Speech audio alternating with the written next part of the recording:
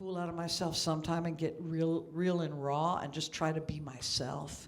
And because that's really, I think, what God put us here to do. Hey, I've got a funny story to tell y'all, though, about that. A friend of mine, who I've brought to this gathering before, Sam. Some of y'all might know Sam. Anyway, he said the first time he came here, one of his ex-wife's friends told him to come here, that they get down and they have a great band. And so he was talking about it. I mean, really, he came all the way from Austin to come celebrate with y'all. And he said, he always tells this story. I've heard this story like maybe 5 times, that he was talking, he brought up God. And the person he was talking said, we don't talk about God here. And I said, I have never gotten that feeling at Celebration Circle. It's all about spirit and oneness. But anyways, that person might have been offended by talking about God. Well, I'm going to talk about spirit, God, my higher power, whatever it is, because it's inside of all of us, right? So I got to tell you how that song came about. Call on the Lord. My mom had dementia. And yeah, that'd be great. She had dementia, and that's like the long goodbye when you have a friend with. If you put it right here, I'll grab it quicker too. So I watched the progress. I was the one who got to the great honor to take care of her. I was the least likely of the kids. I think I didn't feel like she liked me as much as she liked the other ones. In fact, I swear I didn't, but that's my insecurity I have to work through. In fact, when I was a kid, she was like, Leeann, I don't know what makes you think you can sing so good. And I said, Mom, I don't think I can sing so good. I just love to sing. And that's when it really cemented in my heart. And then later, when she started volunteering for an Alzheimer's unit, she started singing there. And she said, Leeann, now I get it. It's so much fun. And I said, yeah, it's just fun. That's all I've been doing. And then she got dementia. I can't remember. What's it called? Dementia. Anyway, so it was close to the end. It was very close. It was a week before she passed. And I would go over and bring the guitar and sing to her and help her eat, because she couldn't eat really by herself anymore without just using her hands. And she couldn't talk really anymore. But then all of a sudden, she said,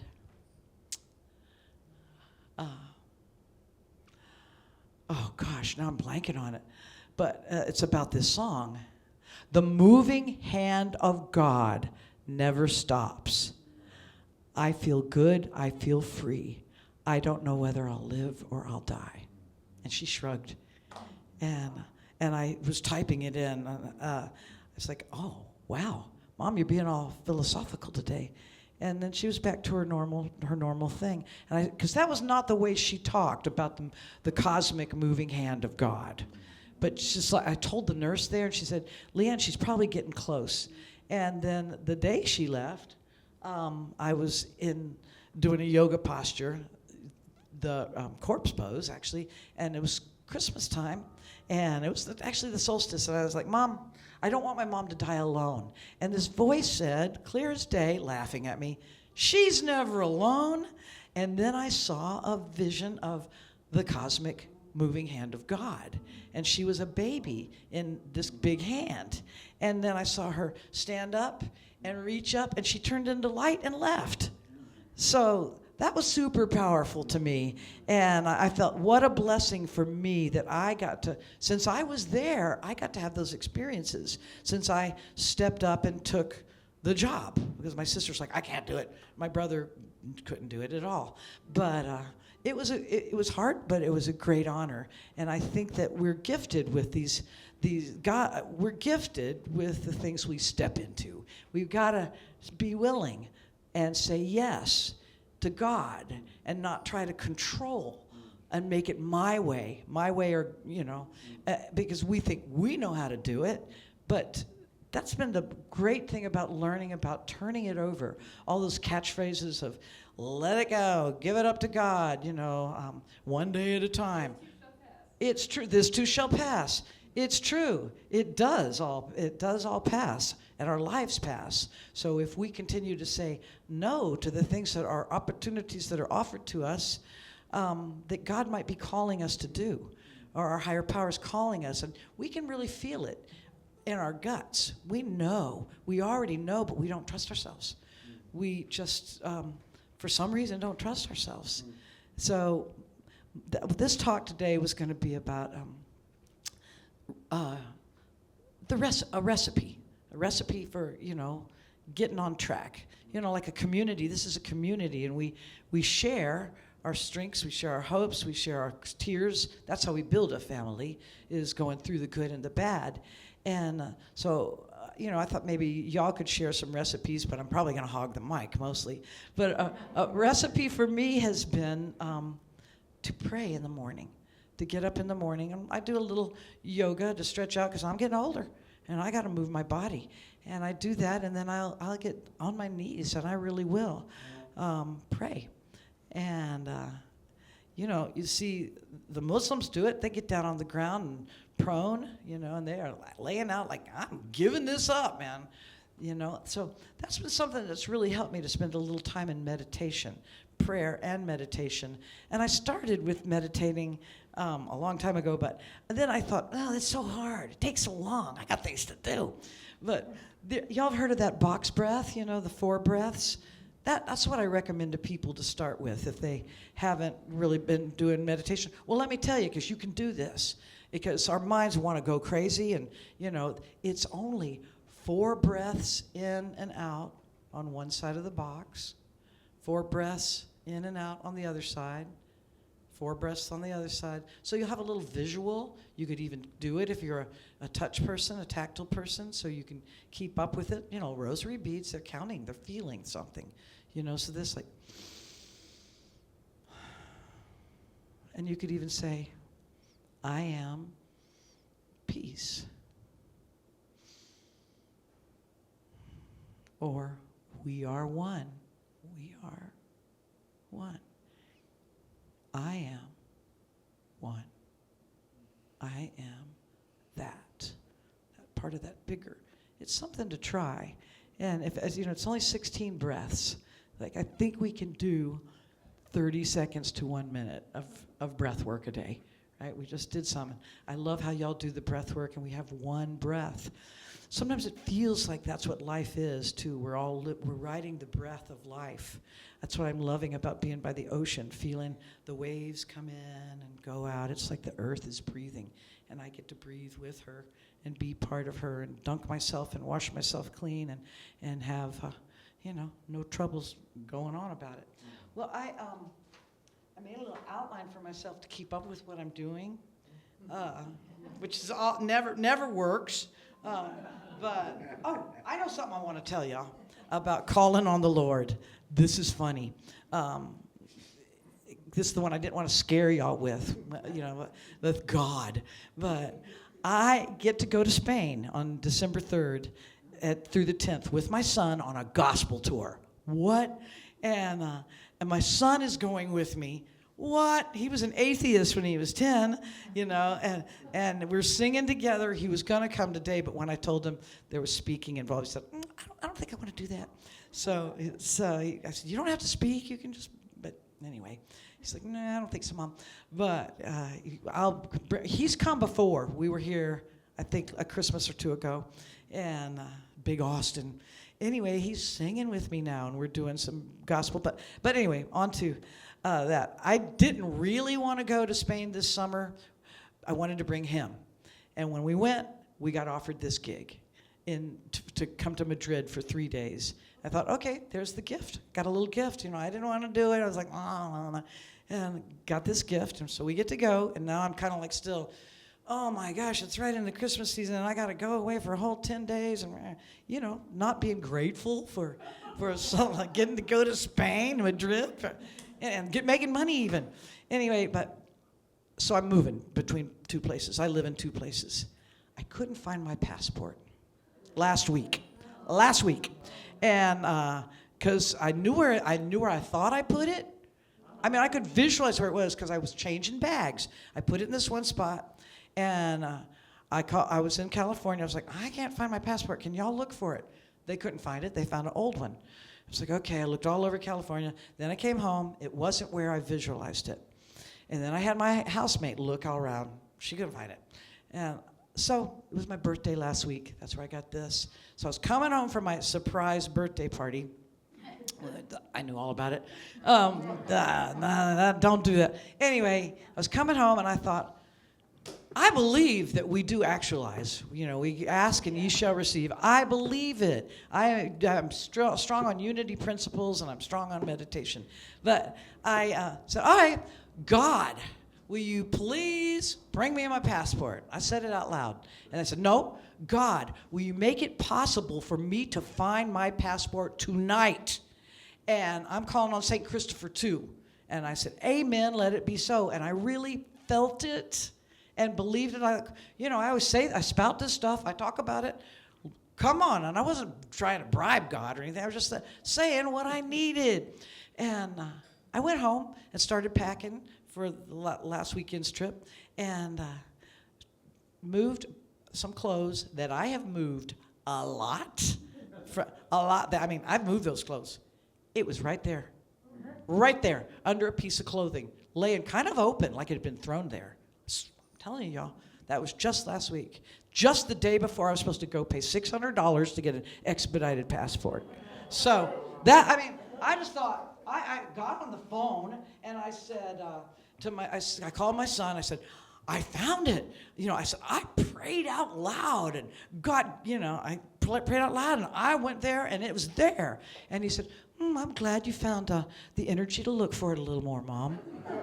Because, I know people are going to do that. They're going to say, oh, whatever, you just didn't look good enough. I did look. I went through all those clothes. But anyway, so that gets me to prayer a little bit. And I've been reading this book with a friend, and I'm going to watch the time. So somebody checking their time, so I got to check my time. But it was also how you pray. It is how you pray. Well, I asked for the opportunity. That's right. I asked for the opportunity that I find it. So whether or not somebody had taken it and accidentally and put it back in place, it still was on their heart. I asked for that to happen. So, you can look at it any old way, because that could have happened, because his girlfriend was living at the house, and she could have gotten angry at me, and like, well, I don't know. That's my twisted mind going there. All I know is I asked God, and it was there, so whatever happened. So I'm reading this book called Breathing Underwater. It's Spirituality in the 12 Steps by Richard Rohr. It's an amazing book, and I'm doing a book study with a friend, and we're going super slow. But I opened it up today, and because this was the only book I brought on my trip, and then I get the call to come talk, here too, and I've got the book, and I got the songs, and so this is about prayer. I'm not going to read a whole lot of it. We ask not to change God, but to change ourselves. We pray to form a living relationship, not to get things done. A living relationship with our God, our higher power, the oneness that's within us. We're changing our relationship. Prayer is a symbiotic relationship with life and with God. A synergy which creates a result larger than the exchange itself. That is why Jesus says all prayers are answered, which does not appear to be true according to the evidence. Because we do pray for a lot of things. We do pray for things, like I prayed for a thing, an actual thing. And I've learned now, too, to pray in gratitude. Just pray gratitude. I'm just grateful. I'm grateful to be here. I'm grateful to be alive. Aging is living, so I'm good with that. But I walked in today even having to flow with it, because you asked what it's going to be about. It's about flowing and staying open to the movement of the Spirit and being real and authentic. And I walked in and I said, oh man, I don't know about my guitar. And Mark's like, oh, it'll be fine. It'll be fine. I said, no, it really needs work. And it needs work. Of course, he's the guitar whisperer, so I can maybe leave it with him. And then I'm standing up here like, oh my God, you can watch the shape of my hands. I said, but what about that guitar back in the corner? And it's his guitar. But his guitar has 7 strings, so it's like totally different. You just got to know. But so far it's working. Well, let's see if it's working. I'm going to try another song and see if it actually works. because I want to make sure to cross all my dots and T's and all that stuff. This next song that I'm going to try, I might need to do one later or whatever, but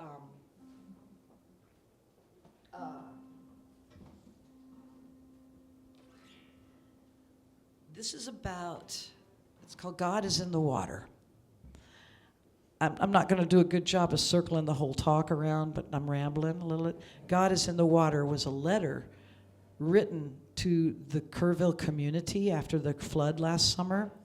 I was at a meeting and I heard someone share about this letter, and I was just in tears, and I went out to my car and I started writing these words down that she said.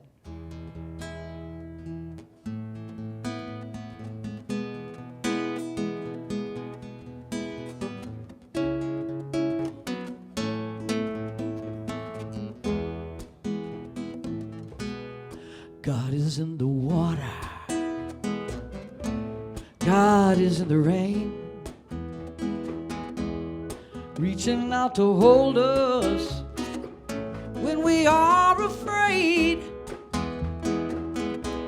The lifeboat lifting us to precious shore when we cannot see Him.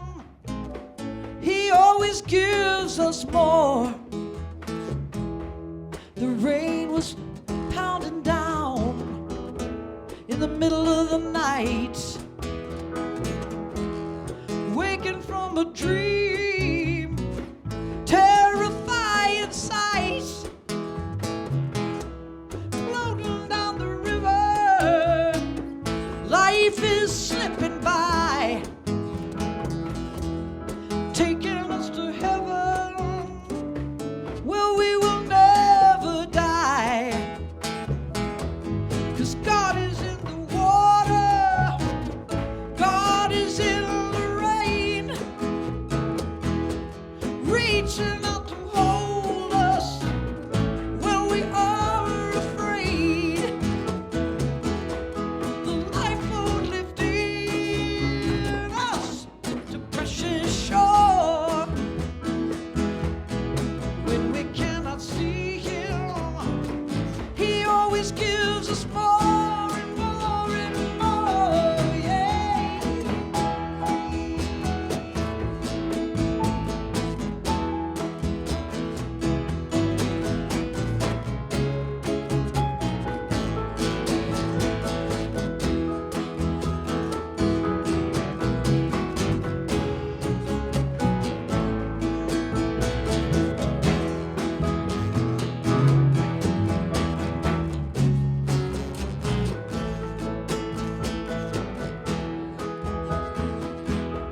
Transforming all our loss, opening our hearts, finding out the beauty. Love is on that cross. The world will come together to share in all this pain. It's up to us to trust this. It's up to us to have some faith. 'Cause God is in the water, God is in the rain, reaching out to hold us when we are afraid. The lifeboat lifting us to precious shore when we cannot see Him. He always gives us more. 'Cause God is in the water, God is everywhere.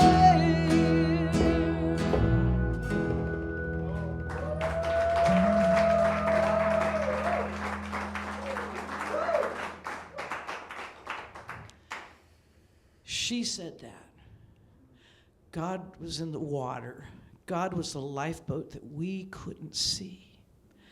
And that just if she can say that in the time of great loss, she lost her daughter in the flood.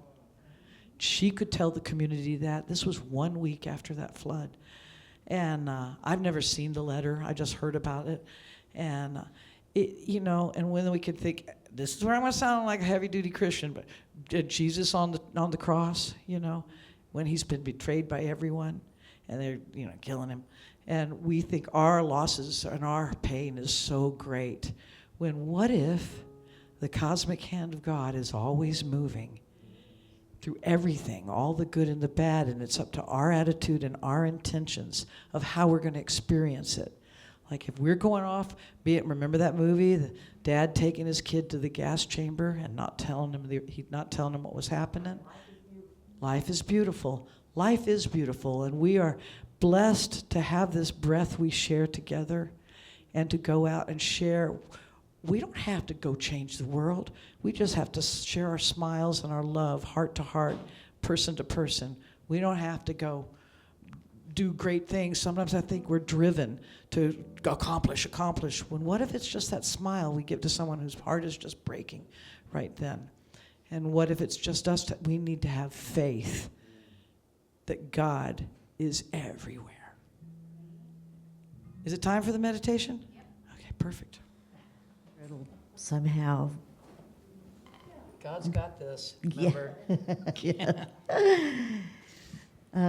One time I went to a workshop that was for healing animals. And animals don't have any kind of mental and emotional responses that keep them from receiving, They just get it.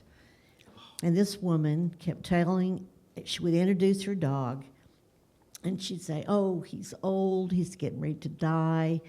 And he did. He looked old. He had film over his eyes like they have when they're sick.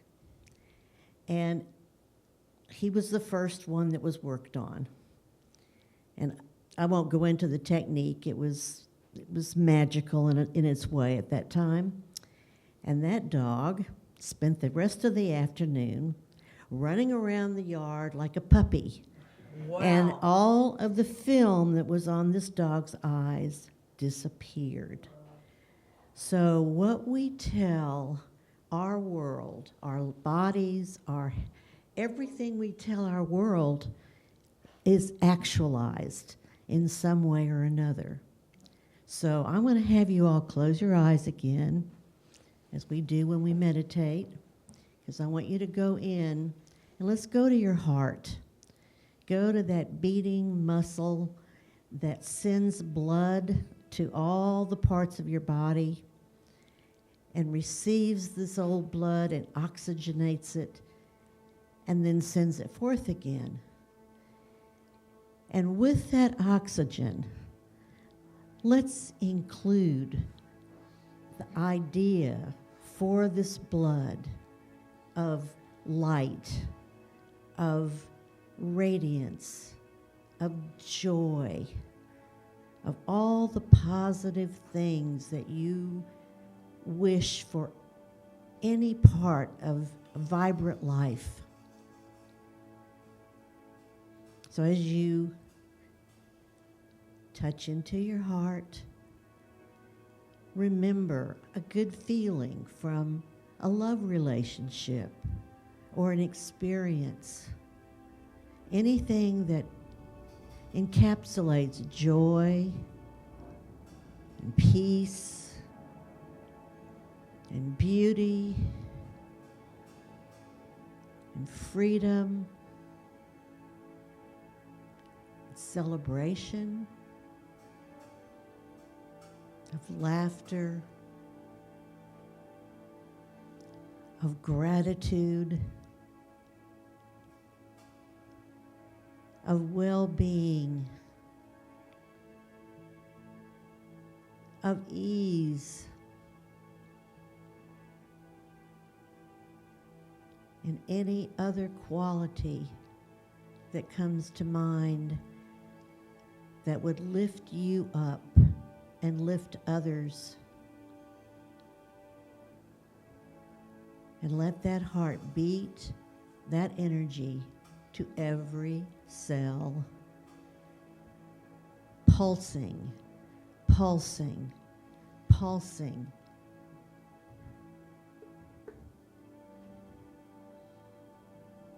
And then let that energy go out beyond your cells into that auric field,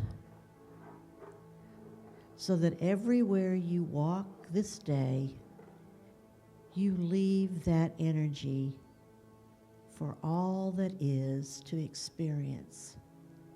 Whether it's your home, your friends, this congregation,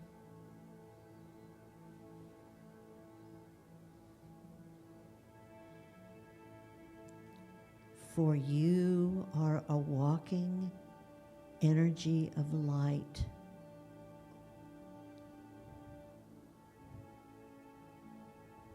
You are God.